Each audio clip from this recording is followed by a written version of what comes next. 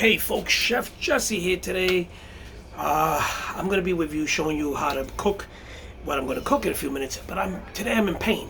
Yesterday I felt better and I thought it was over with, but today I'm wearing a brace, I'm wearing a patch here for the pain. Oh, it's hurting today, but I'm gonna be here today with you, showing you how to make some, what they call bacalao. Bacalao or bacala, like Italians say it, bacalao. This type of fish, which is a codfish, is known. It's cooked in a lot of places in all over the world, in different styles, of course. The codfish was brought over to the New World by the Europeans. It's soaked in salt to preserve it, and you have to wash the salt out of it and stuff like that. So anyway, I'm going to show you what I did was I took my bacalao, my codfish, and I boiled it to get that salt water out. I boiled it like twice, 3 times, just to get that salt out of it, because it gets a lot of salt. It's actually comes packaged in a ton of salt. So let me show you. This is a little bit of the bacalao here that what I got to do now. This thing says it's boneless. BS. You got to go through it with a fine fingers. Okay, now when you boil it, don't over boil it, because then you're gonna lose the taste, but just boil it enough to get that salt out of it, and then you have to like mice it. Is it mice? Is that what it's called? A mice? I don't know. Take it apart with your hand. Of course, wash your hands or wear gloves. I'm constantly washing my hands, so my hands are like. So what I'm doing now, I'm breaking it apart, but I'm also looking for bones. It says on the package boneless, but like I said, it's BS. I already took out a few bones out of this, and I'll show you. I did another batch that's almost ready, and I ran through it, and believe me, there's bones that get in there. I don't know how they take the bones out, but believe me, you will find bones. And if you swallow one of these bones, it's not cute. You know, I've seen, see, look. You see that? This is a little bone right here. Look at that. That's a little bone. Okay? That's going to get stuck in your throat, and it's going to be a pain in the butt. Some people have ended up in the emergency room for this. An old trick is to eat bread. You eat a slice of bread. Look, there goes another bone right here. See? So you eat a slice of bread, and it should push it down. If not, then you got problems. You got to go to the ER. But so you got to be careful when you eat this. This is the only thing I hate about codfish. You know, you get one of these bones stuck in there, and you're gonna spend time in the ER. Okay, there goes another bone. See? Look at that. There goes another bone. So these little things, I don't know if the camera can see it, but these little things are a pain in the ass in the butt if they get caught in your throat. Okay, most of the time you might feel it in your mouth, but like I said, you gotta really break this in apart and find the bones. Okay, so let me wash my hands. I've gone through this. I know there's bones in there, but there's not much I can do. Okay, so I'm gonna put this with the rest of my bacalao here, and in a few minutes I'm gonna show you how this is done. I'm making some rice in my rice cooker. That takes a little bit of while. I'm gonna double check again, triple check for bones, but you always get one that slides through. So I'm gonna start cutting up some onions and some peppers, and then we're gonna start cooking this bacalao. It's easy. Once it's all shredded up and you check it for bones, the rest is easy. Or like I always say, everything's easy for me. But let me wash my hands again. But anyway, let me start cutting up my onions and cutting up my oops, dropped a napkin. I can't even bend down. Oh, God help me. Oh, yeah. Oh, wow. So let me start preparing this, triple check my codfish, and then I'm going to show you how it's done. So don't go anywhere. So folks, I chopped up my green peppers, and I'm going to stir fry my green peppers for a little while. And let's get these seeds out of here. I'm going to stir fry my green peppers, and then I'm going to chop up my onions, slice my onions, and we'll show you how that's done. I'm going to cook up my peppers first, because the peppers take a little bit longer to cook, so stay tuned. Okay, so here we go. I got my peppers. I'll cook my peppers. Okay. So I'm gonna start to saute these peppers, and I'm gonna add some onions to it. Okay, so as you see, my peppers are breaking down. They're looking nice. I'm gonna add my onions. I slice my onions thin, cut them in half. This looks like a lot of onions, but remember, onions break down and they tend to break down. So we're gonna cook that for a while. Let that saute in there. Keep stirring it. You don't want to burn. And then after all this is cooked, I'm gonna add some sazon with coloring to get that nice coloring in there. Some people add tomato sauce. I don't know. I don't know if I'm gonna add tomato sauce. I have tomato sauce, but let me see if I can do it without the tomato sauce. And then we're gonna put this together, and it's gonna look good. Watch. It doesn't look like much right now. Watch when I put it together. Now, as you can see, my peppers are broken down. I just added some olives in there, and now we are going to add the bacalao. Well, first of all, let's add this sazon with coloring. Okay, there we go. I want to make that in there. This is what's going to give you that nice yellowish color. Okay, make sure that oil there. I started out with some olive oil, and I might put some in there if I'm missing one. So now I got my bacalao here that hopefully there's no bones in there. Oh, wait a minute, I found one bone right here. Look at that. I got a sight for bone. Look at this bone. Look at this. I got one. Okay. There's going to be bones in there for real. So there we go. We add the bacalao, and this is done. Okay, just stir fry it. Let me see if I can get another fork here. And there we go. Look at that, folks. Tell me that doesn't look good. Okay. And continue to mix it until you get that nice color. Okay, make sure it doesn't spill. Oh, it smells like bacalao already in the house. Yeah. Not that I like that smell, you know. But, there you go. So, okay, look at that, folks. So, folks, there goes the bacalao. Okay. And, okay. So now we're gonna have this with some rice. And we're gonna have a side of green plantains. Oh my God! Yeah. So we're gonna have. I'm making some rice and some yellow rice in my rice cooker. The bacalao is done. It has just the exact good taste of not too salty, not too bland. And we're gonna have some fried plantains, some tostones. Tostones are green plantains that are fried and smashed, and you eat them with garlic, and it's got a lot of good flavor in it and everything. So I'm going to be making those pretty soon, so stay tuned. I'll show you how to make those. Okay, so I got some green plantains. That's going to be my side dish. Green plantains called Platanos. This is a big thing in Santo Domingo. It's a big thing. They eat Platanos like all the time, and you know, they eat Platanos all the time.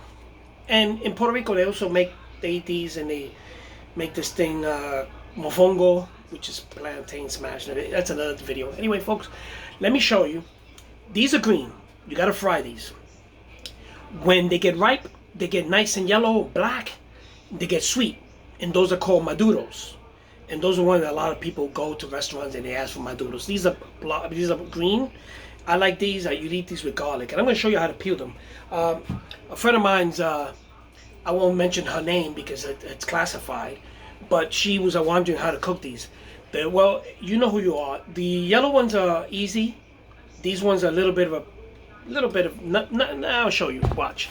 So, you take the ends, okay, and it helps if they're warm, if they're at room temperature. If you keep them in the fridge, you know they might.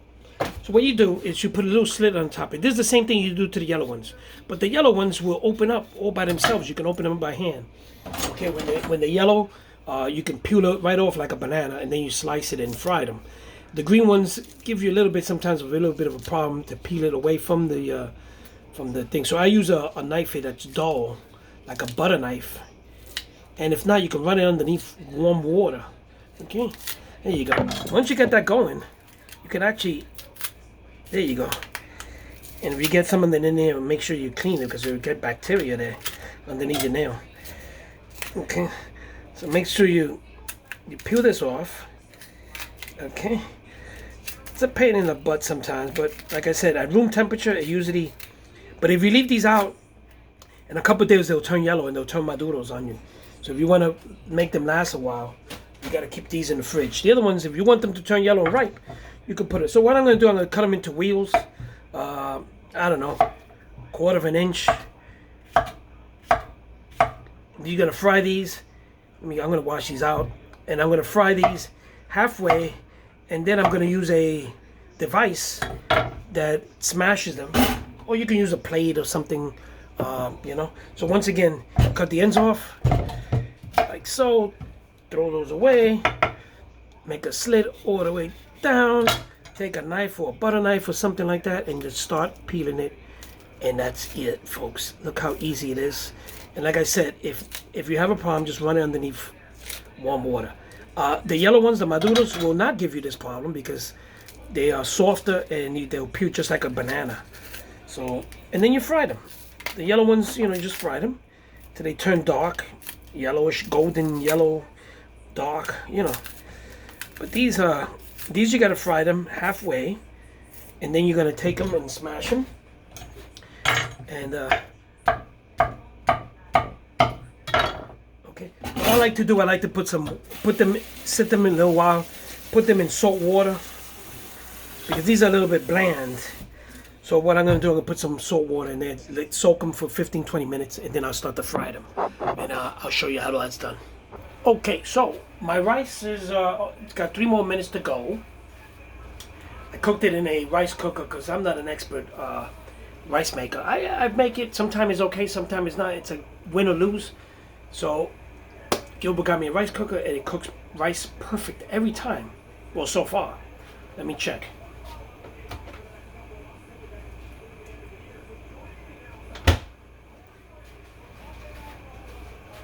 Looks good. See what happens. So the rice looks good. Actually, it's a lot of rice. I don't know. I keep the measurements. I cook 2 cups of rice in it. I don't know. It looks like a lot of rice. But anyway, I'm gonna start frying my plantains, my tostones, and I got them in salt water here, and I'll start frying them. So I got my cast iron skillet, and I'm going to start frying my plantains, my platanos, tostones, whatever you want to call them. I drop them into the oil, and what I'm going to do is I'm going to fry them halfway, you know, to the nice, not too crispy, just golden done more or less. You got to use your own judgment. If you fry them too much, then they'll become too hard, and when you smash them down, they'll just fall apart. Actually, they'll just crumble, and then you'll kill the texture. That's what I'm trying to say.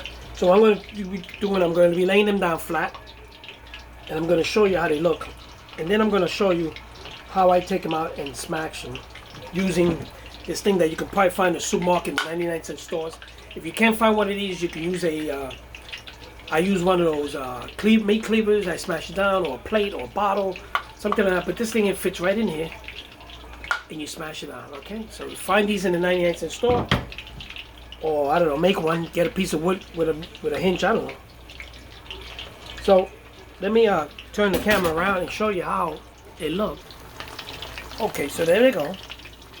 Okay, so what I'm going to be doing, when they fry on one side, I'm going to turn it on the other side and fry a little bit, a couple minutes on each side. This one has a sad face there, look at that. And then I'm going to smash them. I'll show you how that's done. Okay, are you ready to see me take these platanos out and smash them? So, watch. Okay, so there goes my little device. And let me show you. Let me start with this one. Let me start with this one here. So I'm going to put it in there, smash it. There it is. Was that hard? No, it wasn't. Another one. Smash it. Okay. If they get stuck, you could take a knife or something, just scoop it out. There we go. Okay. And then you gotta refry them, okay? So remember, the green ones, you fry them halfway, you smash them, then you fry them again. The yellow ones, you don't. The maduros. And that's, that answers the question of my friend who she knows who she is. Her name is classified, so I won't say her name, but she knows who she is. And when I do the yellow ones, I'll do a shout out, and I'll show you how the yellow ones are done. But they're very simple, similar to these. No big problem. Okay, there it goes. And refry them. Okay. So you got that? Put it, smash it, and refry it. That's all. I'll do one more for you. Put it, smash it, and refry it. Okay, and join me when I come back, because I'm going to be going to the table. Now look at those plantains frying. Look at that. The second frying. My bacalao is getting nice. I'm warming it up. And there goes my plantains. Okay. And in a few minutes we're going to be at the table, so stay with me. So every time I fry something, even french fries, tostones, I like to put them in this paper here, in this bowl with paper to soak up the oil. So anything I fry, like french fries and onion rings and these tostones, stuff like that, I like to put it into a bowl with some paper towels, let the oil soak up, so remember. So folks, let's go to the table, see how it looks. So folks, I'm at the table and it looks good, smells good, looks good, and I'll show you if it tastes good. So anyway, let's turn around and show you. Yeah. So there goes my tostones, my platanos. They're nice and crispy. Look at the texture on that. Look at that, folks. And there goes my rice with my bacalao. Look at that, yellow rice in a rice cooker. Yeah. And some people will ask me, how do you do yellow rice in a rice cooker? Well, you put all the ingredients in there, or the coloring and everything else, and the seasoning and that stuff, and then you cook the rice and then mix it up in there. That's how it's done. So let's see how this tastes. The sauce here, this is the garlic. You can see that, right? And this is made with fresh garlic and some lemon juice and some vinegar and oil. And this goes under the plantains. You can put it anyway, but it's eaten with the tostones, the platanos. Gives it a great flavor, because platanos plain just have like a bland flavor. They're not like the maduros, which are sweet when we cook them. So let's try this bacalao. You're gonna stay with me 1 minute here. Try this with a little bit of the rice. Gotta be careful with the bones. Like 3 times I went through this, but there's always a bone here too.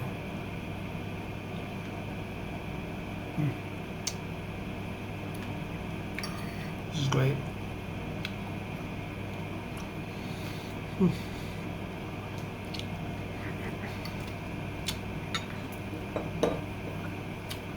So, folks, it tastes good. Anyway, folks, that's it. That's what we have here Saturday, Friday night.